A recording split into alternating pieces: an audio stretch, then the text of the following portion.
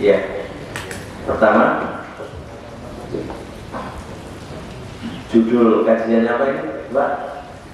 Antara puasa dan maksiat. Itu amat berkaitan banget antara maksiat itu dengan puasa.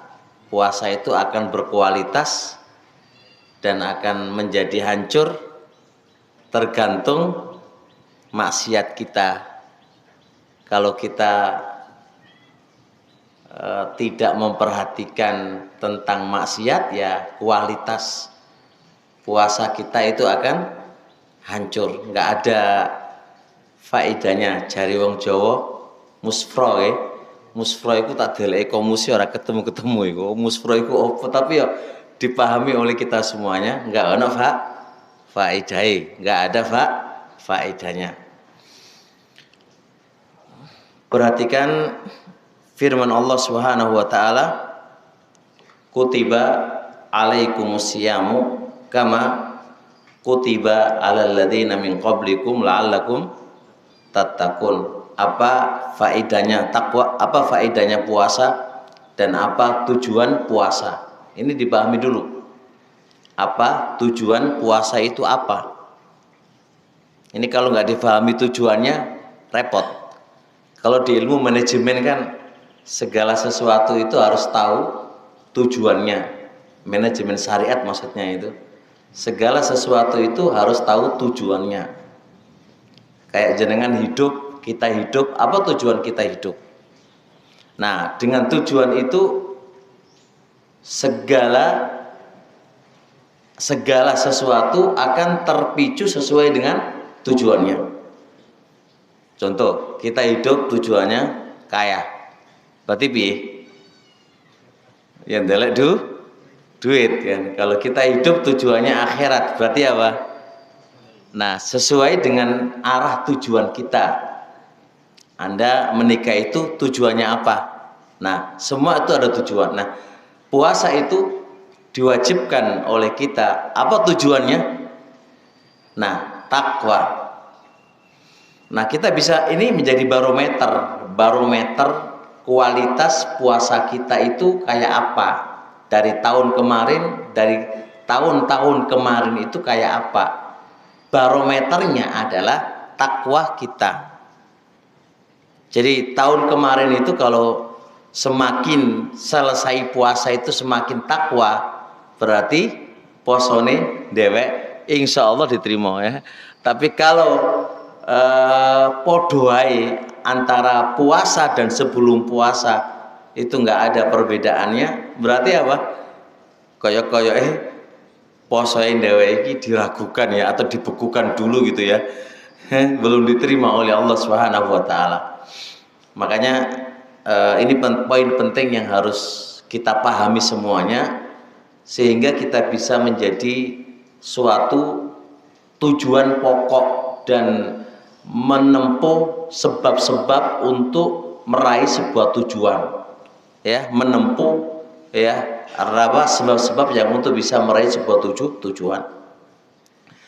Oleh karenanya Al-Imam Ibnu Qayyim mengatakan fungsi puasa satu, tazkiyatun nafsi, pensuci jiwa. Jiwa ini biar tersucikan dengan puasa. Berarti kalau jiwa ini kotor, ya akan berpengaruh kepada jiwa kita. Maka puasa berfungsi mensucikan jiwa. Jiwa dari dengki, jiwa dari sombong, jiwa dari apa itu?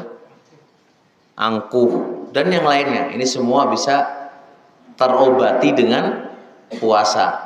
Setelah kita puasa kok nggak ada perubahan, berarti yang bermasalah di mana ya? Di obatnya atau kitanya? Kitanya. Kayak kita minum obat yang harganya mahal untuk penyakit diabetes misal contoh, tapi penyakit diabetes nggak kunjung sembuh juga dan nggak berkurang juga. Masa disalahno obate? Pertama kali yang disalahkan adalah diri kita. Apakah Anda sesuai dengan aturan meminum obatnya, dan pantangan-pantangannya Anda jauhi ataukah tidak. Sama aja dengan puasa juga. Ini yang harus difahami, tazkiyatun nafs. Yang kedua, wa ihya'ul dhamiri, menghidupkan hati. Hati yang sakit, hati yang mati bisa hidup dengan puasa. Keadaan hati ini sama dengan keadaan jiwa kita. Jiwa ini ada yang mati, ada yang sakit, dan ada yang hidup. Hati juga begitu, ada yang mati, ada yang hidup, dan ada yang sakit. Puasa bisa menghidupkan dan menyembuhkan sakit hati kita. Yang ketiga, wataqwiyatul iman, menguatkan keimanan kita, akan bertambah keimanan kita dengan puasa. Kemudian seterusnya, menjadikan kita orang-orang yang bertakwa. Apa itu takwa? Menjalankan perintah di atas ilmu dan menjauhi larangan di atas ilmu. Berarti semangat dari ilmu, karena ilmu itulah yang bisa mendekatkan, atau bisa dengan ilmu itu yang bisa Anda mendekatkan kepada orang-orang yang bertakwa. Itu dengan ilmu. Karena nggak mungkin orang itu bisa menjalankan perintah tanpa ilmu, dan nggak mungkin orang itu bisa menjauhi maksiat tanpa ilmu. Berarti ilmu itulah yang satu wasilah utama untuk bisa meraih sifat takwa itu. Jadi poso itu malah semangat ngaji nih, dele ilmu niku semangat. Ojo semangate temu diwa. Yang lainnya jangan, tapi ke ilmunya, karena ini bisa meraih ketakwaan kepada Allah Subhanahu wa taala. Nah, jadi fungsi takwa ini akan terwujud dengan baik manakala kita menjalankan puasanya sesuai dengan SOP. Kalau kita menjalankan puasa tidak sesuai dengan SOP, maka hasil takwa nggak akan Anda dapatkan. Nah, di antara SOP yang Allah tetapkan adalah apa? Ketika Anda menjalankan puasa, jangan disisipin, jangan ditemani dengan kemaksiatan kepada Allah Subhanahu wa taala. Jadi kalau kita puasa, jangan sampai ditemani dengan kemaksiatan, jangan dicampuri dengan kemaksiatan kepada Allah Subhanahu wa taala. Oleh karenanya para salaf mengatakan, inna siyamal maqbula ma shamat fihi al-jawarihu minal ma'asi ma'al batni wal faraji anisyahwa. Yang namanya puasa yang diterima oleh Allah manakala organ tubuh ini puasa dari maksiat. Jadi puasa yang diterima oleh Allah adalah puasa manakala organ tubuhnya itu menjauhi dari maksiat. Itu namanya puasa yang diterima, ya kan? Puasa yang memberikan manfaat, puasa yang memberikan buah manakala organ tubuhnya itu berhenti dari maksiat kepada Allah Subhanahu wa taala. Nah, kalau kita puasa terus sering ngumpat aja. Ini yang topi ini putih-putih iki wae poso-poso ojo nyeneni sapa? Ojo nyeneni apa? Sing kuning-kuning lah ya. Cocok apa ora iki? Cocok apa ora? Waktu di poso ya, tapi yo kuning-kuning juga ya, ojo ngewe muring-muringi sing topi putih. Karena kan enak toh. Sebab kalau nanti topi putih iki sering ngamuk wae ya, ngumpat, mencela, mencaci maki, engko berkurang apa? Berkurang. Negur teguran, tapi tegur dengan cara yang halus. Jangan menegur membawa amarah dan membawa kebencian, akan berakibat kepada puasa Anda. Bisa dipahami? Lisannya bagi para pekerja yang topi kuning, ya ojo suka ngerasani wong gitu kan. Engko topi putih lagi pergi dirasani, ya. Iku enak tok wae lah. Itu juga mengurangi ya fungsi daripada puasa kita. Jadi teman-teman semuanya, biar berkualitas ya, biar ada buah puasa kita. Jangan sampai puasa itu disisipin dan dicampurin dengan maksiat kepada Allah Subhanahu wa taala. Rasul alaihi salatu wasallam mengatakan apa? Asyamu junnatun. Puasa itu tameng. Puasa itu adalah tameng. Dikatakan tameng itu apa? Supaya kita nggak maksiat. Jadi puasa itu tameng supaya kita nggak terjerumus pada maksiat. Kapan puasa itu menjadi tameng? Manakala fala yarfus wala yaskhab wala yajhal. Dia tidak boleh berkata-kata kotor. Yarfus itu kata-kata kotor. Kata-kata kotor yang tidak diperbolehkan oleh syariat. Atau kata-kata kotor yang tidak diperbolehkan oleh uruf kita, kebiasaan kita. Wala yaskhab, dan tidak berteriak-teriak yang tidak ada faedahnya. Jadi gembor-gembor, teriak-teriak sing ora ono faedah, itu bisa mengurangi loh ya. Wala yajhal, jangan berbuat kebodohan. Jangan berbuat seperti perbuatan orang-orang bodoh. Orang-orang bodoh itu kan maksiat gampang, ya kan? Bermain yang tidak ada faedahnya itu gampang. Jangan, itu berpengaruh semuanya. Jangankan maksiat, berbuat sesuatu yang tidak ada faedahnya saja itu jangan Anda lakukan. Kayak main game, diberhentikan dulu main game pas Ramadan. Ojo main game. Nonton video-video yang di YouTube yang itu nggak ada manfaatnya, itu diberhentikan dulu. Karena akan mengurangi kualitas puasa kita. Dulu kalau kita puasa main apa ini? Karambolan nggih. Ini ya kualitas puasa kita oleh karambolan, benino karambolan wae. Ya, walaupun itu boleh tapi itu kan nggak ada manfaatnya. Remi nggih. Remi ya, remi nggih. Remi, saya kenal remi jenengan. Domino ya. Saya kenal domino karo remian. Ya memang ya alasan mereka biar nggak terasa lapar gitu kan, sehingga dia bermain yang demikian. Itu bukan masalahnya di situnya, tapi itu orang-orang manfaatnya. Tidak ada manfaat dari unsur dunianya dan unsur ukhrawiyanya. Dunianya apakah Anda dapat duit? Enggak. Ukhrawiyanya dapat pahala? Enggak. Terus apa manfaatnya? Enggak ada manfaatnya. Enggak ada manfaatnya. Bisa dipahami? Jadi gunakan waktu yang bermanfaat. Ketika puasa, gunakan waktu itu waktu yang bermanfaat. Waktu yang bermanfaat. Ingat loh ya, kita pengen puasa ini berkualitas apa enggak? Pada karo sampean sekolah gitu kan, pengen sekolah sampean itu IP-nya oleh piro ya? IP-nya oleh telu apa oleh luruh? Pengen bagus kan kita sekolah, itu kalau kuliah. Kalau pengen biasa, berapa nilainya kamu? Kan itu kan tergantung dengan Anda belajar atau nggak belajar kan gitu kan. Nah ini harus dipahami. Tergantung kitanya sekarang. Sampai fa'ini mru'un sabahu au qatalahu falyaqul inni shaimun. Jikalau ada orang yang mengajak Anda untuk caci maki, ngajak Anda untuk caci maki, atau ngajak Anda untuk berperang, bertengkar, kandani, aku lagi poso. Jadi ojo dilawan, ojo diimbangi,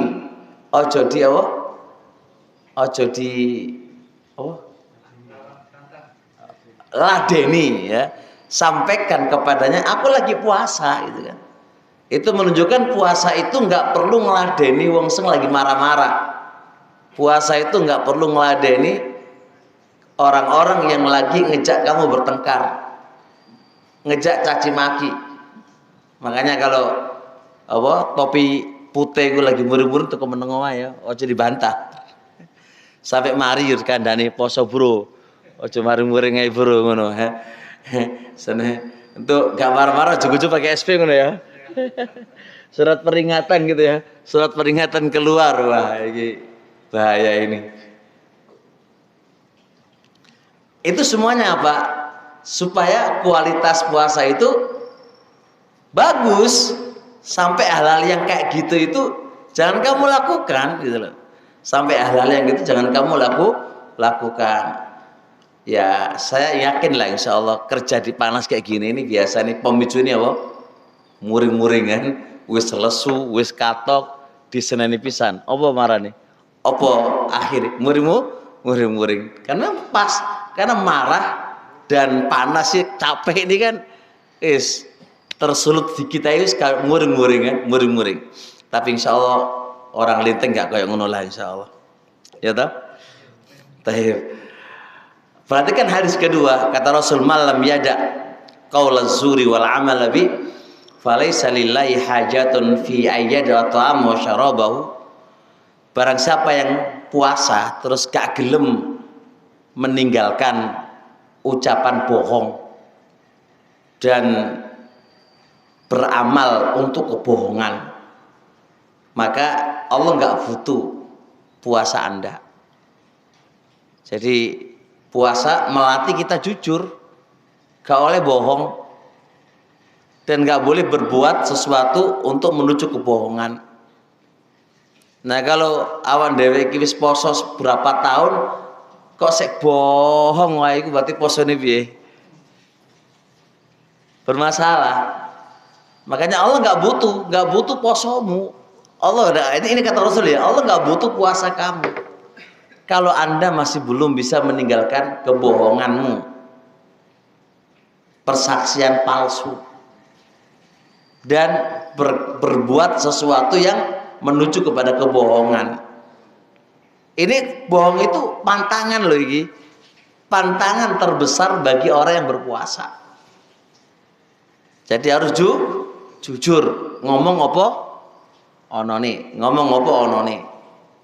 Ya, Pak Khairaman, ini jujur dalam kerja loh ya, jujur dalam kerja. Ono teko kamar mandi ditakoni sing topi putih, teko dia Pak, teko kamar mandi kan. Padahal enggak teko kamar mandi, teko apa? Istirahat atau rokokan atau yang lain. Nah ini kan enggak jujur, enggak jujur. Ya sampaikan aja. Jadi jujur itu motivasi terbesar untuk apa itu? Untuk puasa Anda. Makanya kata Rasulullah SAW, rubba shaimin laisa lahu min siyami ilal ju'u. Berapa banyak orang puasa tidaklah dia dapat dari puasanya kecuali hanya lapar tok. Enggak ada buah daripada puasanya. Mek oleh apa? Lesu tok, hanya dapat lapar saja. Hanya dapat lapar saja. Masa mau kayak gini ya kawan? Mek oleh lesu tok padha karo sampean kerja terus gak digaji, gelem apa ora? Gelem apa ora? Gono sing gelem lah, wong kerja kok orang digaji. Begitu pula kita berpuasa, masa gak oleh gaji teko Allah? Ya enggak mau lah. Nah, itu kenapa kok begitu? Karena Anda sisipin puasa Anda dengan kemaksiatan. SOP yang Allah telah terapkan itu enggak Anda lakukan. Makanya enggak dapat gaji. Taib. Dah cukup, siapa yang mau bertanya nih biar nggak ngantuk. Yang sebelah sini biar nggak ngantuk. Seputar puasa, ayo. Nggak ada yang bertanya. Belakang.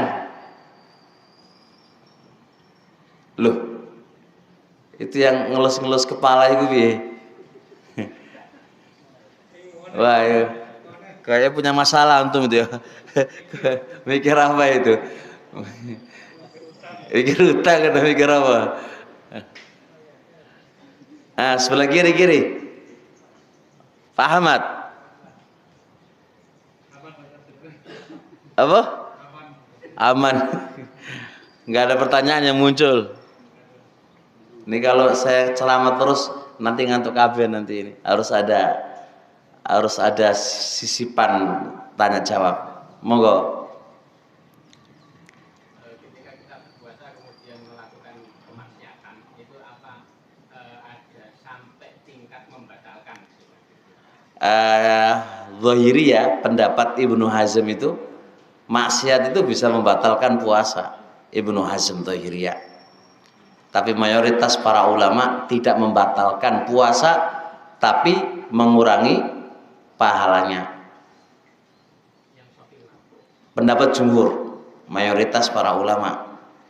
Jadi sekadar sebanyak maksiat yang Anda lakukan itu bisa menghabiskan pahala puasa Anda.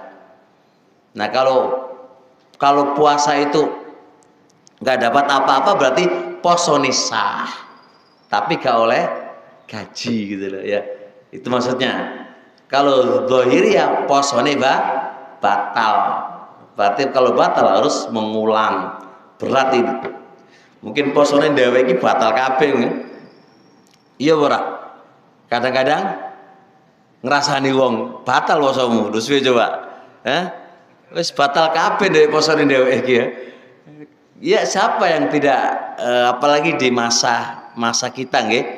Masa kita di depan banyak orang terus khalayak umum terus panas-panas lesu-lesu terus ngewe kacau ya ngerasani wong ya repot dusta apalagi terus ndelok film apa sing enggak genah-genah ya wis batal kabeh wis. Maka pendapat yang terbaik adalah pendapat mayoritas para ulama karena apa tidak ada dalil ya bahwasanya maksiat itu membatalkan. Karena kaidah yang kita pegang seseorang yang ketika dia puasa atau ibadah apa aja terpenuhi syaratnya, terpenuhi rukunnya, ya sah. Siapa yang membatalkan harus butuh dalil, kan butuh dalil kan nggak bisa hanya sekedar dakwahan, butuh dalil. Paham ya? Batal itu jenengan melok zahiri atau bahaya nanti itu. Pak Khair monggo. Masalah hukum yang berlaku kepada kita kalau melakukan hubungan, maaf ya, hubungan seksual di siang hari ketika kita berpuasa itu bukan hanya berdosa, tetapi hukumannya kita harus berpuasa 2 bulan berturut-turut. Ya itu bayar kafaro namanya. Ya. Kafaronya ada 3 loh Pak. 1 harus memerdekakan budak. Kalau nggak mampu loh ya, puasa 2 bulan berturut-turut. Kalau nggak mampu lagi ngasih makan 60 orang miskin. Tapi nggak boleh pilih yang ketiga loh ya. Kecuali 1 dan 2 dia nggak mampu. Ngono lah enak Pak Ahmad gajinya akeh kan. Gajinya akeh nang 60 orang miskin ku piro paling 1 juta wae. Gajine Pak Ahmad 20 juta lah, gampang wis. Kok amin berarti guru Pak. Sing guru sakmono to. Tak kira wis sakmono Pak Ahmad. Kuliah mana lah Pak Ahmad jadi manajer ngono lho. Ini Mas. Itu tadi berlaku karena dosanya apa karena batalnya? Maksud saya begini. Andai kan kita ketika berpuasa langsung kita misalnya ya entah lupa atau tidak kita melakukan hubungan itu jelas berdosa dan batal ya maksudnya. Kalau dia nggak lupa. Lupa enggak lah. Enggak sengaja piye. Lindur. Iya wes. Itu pasti kena hukum. Iya dan kena kafaroh. Iya. Tapi hal itu terjadi karena dosanya apa karena batalnya tadi? Misalnya. Ya sudah. Misalnya kita batalnya bukan karena jima, Ustaz. Karena apa? Karena kita makan. Terus melakukan jima. Nah itu yang kena hukumnya yang mana? Nah tinggal gini. Anda membatalkan puasa tujuannya supaya jima. Bukan. Atau karena apa? Makanya dirinci. Kan ada orang nih, contohnya Pak Ahmad nih. Pak Ahmad itu pengen berhubungan. Waduh kalau aku hubungan bayar kafaroh ya kan? Ya wis. Batal sih, diakali sih. Makan karo ngombe. Nah, kalau ngakal-ngakali ngono berarti ngakalannya nggak fungsi. Tetap kena kafaroh. Tapi kalau memang Anda itu apa? Memang nggak puasa, dan memang dari awal nggak puasa, terus melakukan hubungan, apakah tetap dapat kafaroh? 2 pendapat itu. Ada mengatakan dapat kafaroh. Kenapa? Karena Ramadannya. Ya ini, ya pendapat yang kedua, ini yang paling kuat insya Allah, karena dia berbukanya, karena dia apa? Dia puasanya, terus dia berbuka. Jadi karena Ramadannya dan karena dia berbukanya. Bisa dipahami? Pendapat yang pertama tadi apa? Karena Ramadannya. Berarti kalau karena Ramadannya Anda mau batalkan lewat apa saja, itu nggak boleh jima. Karena itu masih Ramadan, gitu kan. Kalau pendapat yang kedua, bukan karena Ramadannya saja, tapi karena puasanya. Berarti kalau andai kata Anda tadi apa? Berbuka lebih dulu, ya kan? Karena apa? Sakit atau sakit kan boleh berbuka ya. Terus berhubungan, dosa nggak? Enggak. Karena Anda berbuka karena sakit. Lo sakit kok bisa itu? Lah sakit kan, Weteng gitu, itu dia gak sakit gitu kan. Orang sakit mah, ada gak sakit mah? Ada sakit mah kan, emak yang akut kan nggak bisa puasa kan, perutnya. Tapi kalau untuk itu bisa nggak itu? Kan bisa gitu loh. Maka itu nggak ada masalah. Ya, yang dua. Sama aja kasusnya begini, seseorang musafir, dua-dua isinya musafir. Boleh nggak berbuka kalau dia musafir? Boleh. Terus melakukan hubungan, boleh nggak? Boleh, nggak ada masalah. Syaratnya jangan dipolitiki. Kalau jenengan politiki nggak boleh. Gimana politiki? Tujuan jenengan safar itu bukan karena safar, tapi karena jimanya. Maka itu nggak apa namanya? Politik itu nggak membatalkan hukum, ya kan? Hukumnya tetap ada. Paham ya? Nah, tinggal ya ojo nggih politik lah. Tapi kalau kita benar-benar safar, Ya nggak apa-apa. Contoh Pak Ahmad nih, bener-bener safar kemana Pak Ahmad? Kalta ini ya. Sidarto kesini safar ya. Wes nggo bojo Pak Ahmad wes. Aman lah. Insyaallah. Nggak apa-apa insyaallah. Ini pendapat mayoritas ulama yang paling kuat insyaallah.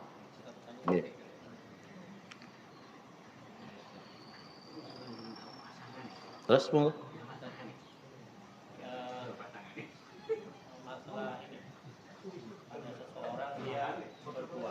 Berpuasa. Ini pertanyaan bagus ini. Poso tapi nggak sholat. Ono bora?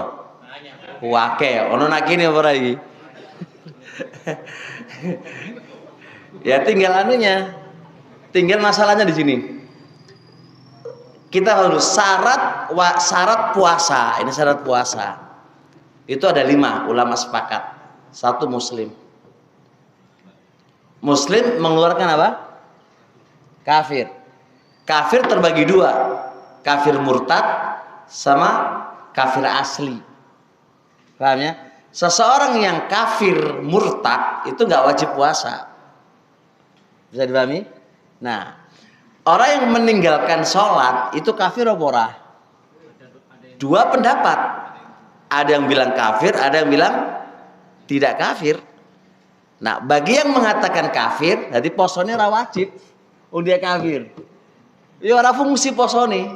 Sampai elek pun ya ora oleh apa-apa. Wa qadimna ila ma amilu min amalin fajalnahu haba'al mansura. Pahalai posone wong kafir itu padha karo debu yang berterbangan. Maksudnya piye? Gak iso sampean wadahi, gak iso berterbangan melayu kabeh gitu. Artinya gono asli. Penjelas. Tapi kalau Anda menganggap puasa meninggalkan sholat itu enggak kafir, tapi kemaksiatan. Ini kemaksiatan terbesar.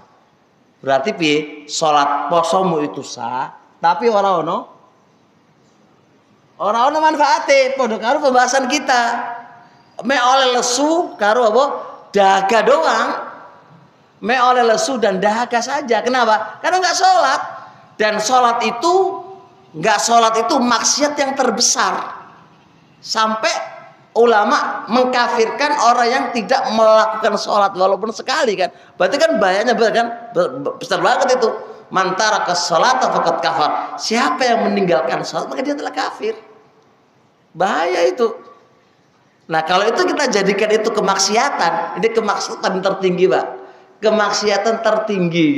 Sehingga walaupun nggak batal posonya, tapi apa? ora oleh apa-apa, blas gadas. Posone me oleh lesu dan lapar tok. Ya, hanya menggugurkan kewajiban tok gitu aja. Bisa dipahami?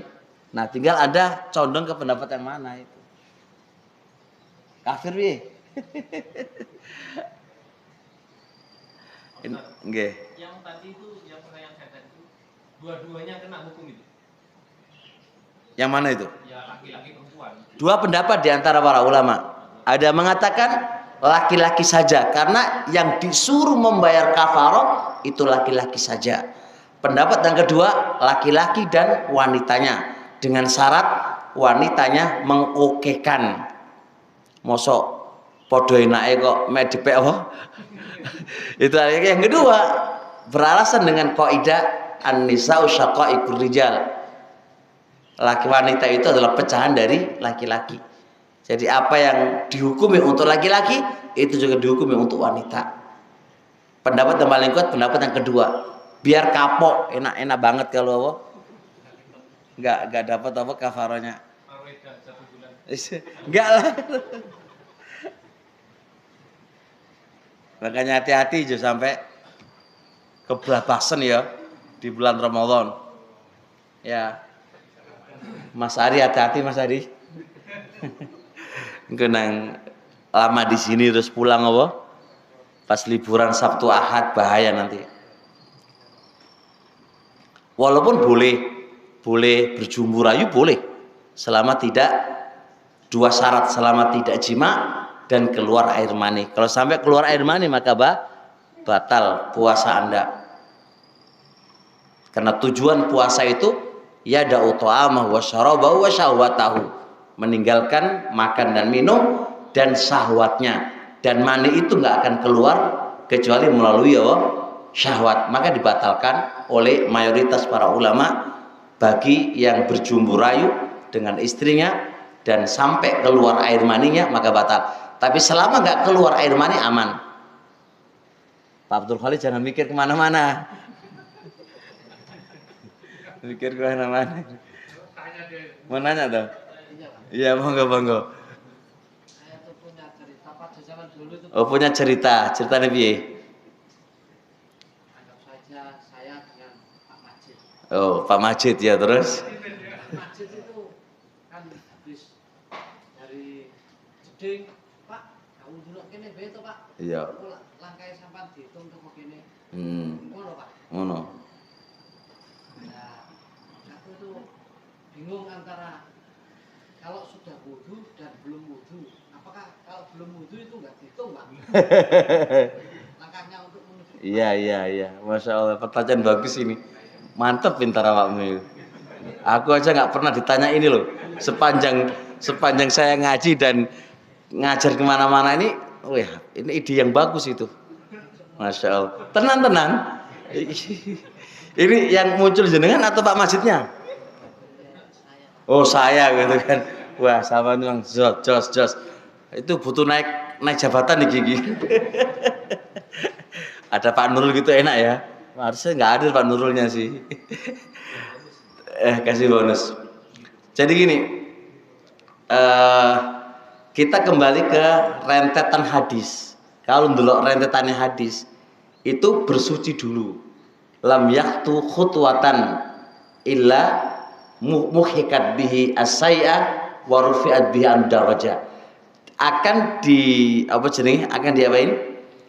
Setiap langkah ketika dia mau turun itu dihapus dosanya. Langkah yang satu lagi diangkat, terangkat derajatnya. Itu kalau banyak riwayat itu, ada riwayat yang hanya potongan, ada riwayat yang sempurna. Itu diikat manakala sudah berwudu. Ini pendapat yang kedua, tidak, tetap langkah kamu ke masjid walaupun tidak berwudu itu dihitung. Dan penyebutan bersuci itu bukan sebuah syarat, akan tetapi mimbab afdol saja.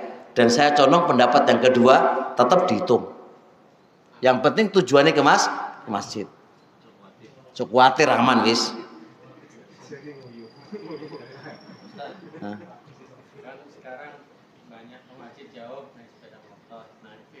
Gimana cara hitungannya? Pernah saya tanyakan ke guru saya waktu saya sekolah di Yaman itu, jawabannya, kamu kenapa stres? Allah itu paling ngerti terhadap hitungannya itu. Mbok puterane pira ngono, iku serane ke Allah jadi. Kenapa antum punya apa? Stres dalam ngitung pahala, wong itu bukan apa? Kerjaan kamu, itu kerjaannya Allah. Yang penting ya ngono lah pokoknya. Bicara ngitung Allah terserah Allah. Pasti itu pernah ditanya, saya tanyakan ke beliaunya. Jelas ya? Aman, Pak Abdul Khalik? Yes. Cukup loh ya jam 1. Sampai asar. Wah, nggak bahaya dah. Gaya itu loh, sampai asar wong sebentar ngantuk ngono loh. Taib. Ya, mungkin izin Pak Pak Masrur mungkin 2 kali ya saya minta untuk hari rubuhnya. Soalnya saya itu di apa ini? Di booking ya, di booking. Iya, di booking apa? Teman-teman Gresik jadi nggak bisa gerak itu loh. Terus di booking sampai 10 hari lah. Setelah 10 hari itu saya lagi mau umroh Pak. Jadi ya paling saya butuh 2 hari. Lebih besok saya rubuh lah. Setelah rubuh itu berarti saya nggak ada. Dilakilkan ya. Ya pengen ngono nah sengejak aku ora gelem ya. Pengennya aku ya repot itu. Taib ya. Assalamualaikum warahmatullahi wabarakatuh.